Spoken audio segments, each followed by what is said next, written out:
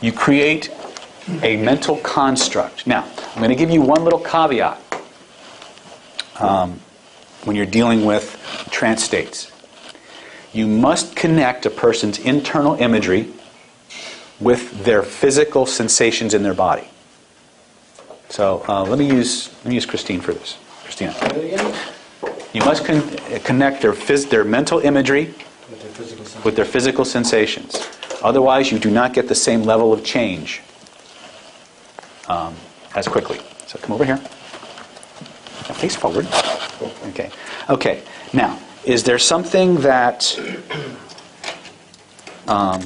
maybe it's been bothering you, or something that you do that you want to do better, or some kind of change that you would like to have? I have a lot of stuff going on right now, and sometimes I get unfocused and don't get anything done. Okay.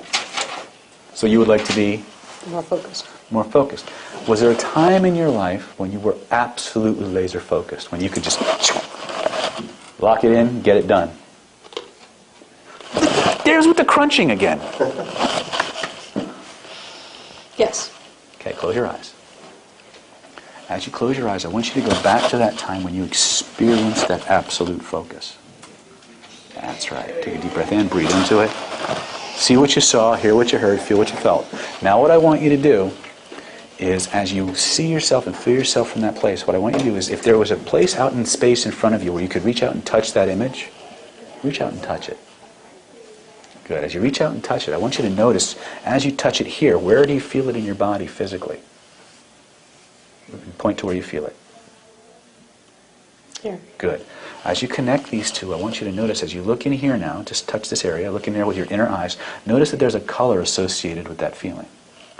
What's the color, first impression? Gold. Good. Now, I want you to notice on a scale of 0 to 10, how strong is it? 10 being the most powerful it can be. 8. Good. I want you to notice, I want you to take both your hands, reach inside, pull all of that gold energy out and hold it in your hands. Look at it with your inner eyes. Now, did the color change or stay the same? It stayed the same. Good. I want you to notice that as you hold it, it's moving or spinning in a certain direction. What direction is it spinning? This way. Good. What I want you to do is I want you to take that in both of your hands, and I want you to double the spin. Double it again. Keep doubling it until it becomes unstoppable and impossible to be anything else. And when you know you've got it, take it with both your hands and slam it back into that state. Whoosh! Notice how it comes back, and try to be any other way. Notice you can't. Cool. Thank you. Thank you. How focused are you? Pretty focused right now. Our laws are all like, Yeah, right? So what did we do here? For every state, process, or experience, was it a good experience, by the way, when you focused? Yeah, I was just like, focused. You're having good. Yeah. Good. Stay focused now. Right. What did we do here? Every state, process, or experience that you have has a cognitive component, a limbic component, a reptilian component, and a somatic component. And it's stored holographically in your proprioceptive field. For those of you who don't know what I'm talking about, you could say the aura. But for those of you who are more scientifically based, I call it the proprioceptive grid. Your nervous system has a way of knowing where things are in space around the body. And it's holographic. And so at certain locations, your body stores and projects certain types of information. NLP will teach you this. Many variants of it will teach you this. And so I can manipulate how you experience or process that event by changing its location in space. But that's not good enough many times. Because most of these imageries do not always address the feelings. What we must do is we must use this mechanism of cataloging and directly connect it to where the location proprioceptively and kinesthetically in the body it's located. Once we make this connection, we have external channels of awareness and focus and internal channels of awareness and focus all corresponding and coalescing on the same point. All of your channels are absorbed. So what I do now is, once I find that location, now I manipulate the construct or the energy of it. And as I change the construct, I change the somatic experience. As I change the somatic experience, all the perceptual filters and the way the body has coded that experience change. Okay? But really all you need to do, Reach out and touch it. Notice where you feel it. Look at where you feel it. Notice there's a color. If you notice there's a color, take it out and look at it. As you look at it, notice how it's moving. What direction is it moving? If it's something you want more of, amplify the intensity and amplitude of the direction.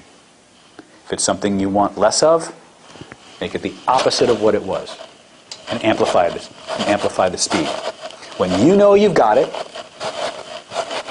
when you know it's unstoppable, take it in both of your hands, slam it back in, whoosh, notice the change.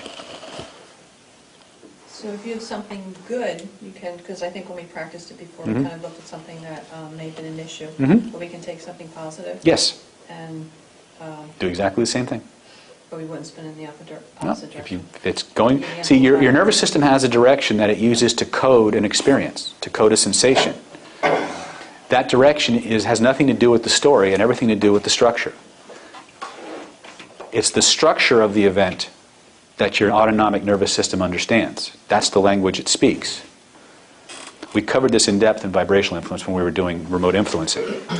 It's the structure of the story, not the content of the story, that creates the effect at the neurological level. So it's like a CD. Uh-huh. It's not the information burnt on it. It's the CD's going in a specific direction. So That's to be read, it has to go that That's the direction. language that the autonomic system understands. Okay? And however you imagine it, note when I say imagery, I do not just mean visualizations. Imagery can be a feeling, it can be a sound, it can be anything you can imagine. Many of you do not consciously see pictures when you imagine things. But if I asked you to imagine your bedroom at home, you could tell me exactly where everything was. Even though you might not be consciously seeing a picture. You know, there's a part of you that knows where everything is. That's also imagery. So don't be fooled or don't be misled by the term image. Okay? Yes. Can you explain about the spinning one way versus the other way? What specifically would you like me to explain? Well, when you're pulling out, it's spinning one way, Mm-hmm. and what you're doing to it, making it spin faster. Come on up here. Sometimes the best explanation is a demonstration. Come on. You got something you want to change? Something you want to do better? Sure, absolutely. Okay. You feel comfortable? I don't have to know what it is, by the way. Notice when I had her up here, she said it was focused, but I don't need to actually know what it is, which preserves anonymity, depending on the issue. Many times, it's a big deal. Okay? There's something you want to do better? Or worse? Or get rid of? Or what? Something I'll do better, yeah. Okay. Do you feel comfortable sharing it? Or does it matter? It doesn't matter. Here's what I want you to do. Close your eyes. I want you to reach, if you could see that thing you really want to do better, I want you to reach out and touch it, where you're actually doing it really, really well. As you reach out and touch it, notice where in your body you feel it and point to it.